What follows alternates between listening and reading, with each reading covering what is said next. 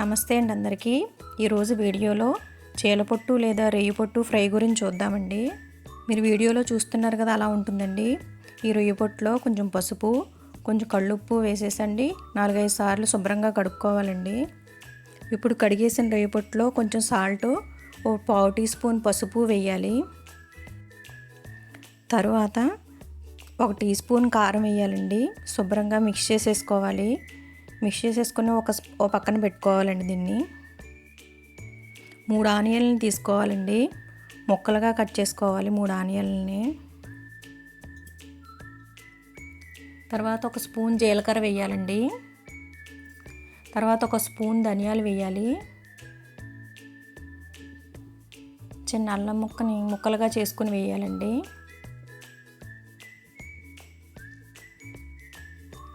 తర్వాత 7 లవంగ మొగ్గలు వేసుకోవాలి. 3 యాలకులు వేయాలండి. 3 చెక్కలు వేయాలండి, దాల్చిన చెక్క.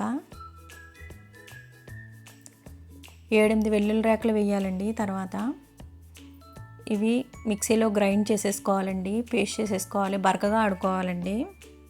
తర్వాత ఒక గిన్నెని తీసుకునండి 3 స్పూన్ల ఆయిల్ వేసుకోవాలండి. 3 స్పూన్ల ఆయిల్లో ఉల్లిపాయ పేస్ట్ వేసేసుకోవాలండి. తర్వాత కొంచెం పసుపు, 5 పచ్చిమిర్చి అండి. తర్వాత కొంచెం కరివేపాకు వేసుకునండి, కలుపుకోవాలి. ఆయిల్ తేలే వరకు కూడా కలుపుతూ ఉండాలండి. ఎర్రగా వేగాలి ముద్ద, నూనె పైకి రావాలండి. తర్వాత కొంచెం సాల్ట్, 2 స్పూన్ల కారం అండి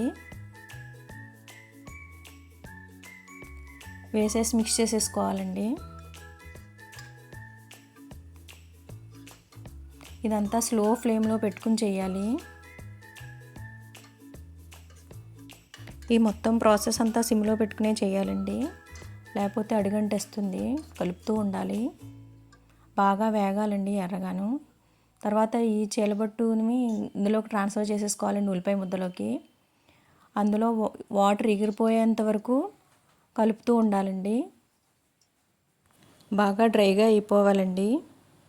తర్వాత కొత్తిమీర వేసుకోవాలి ఎండింగ్లో.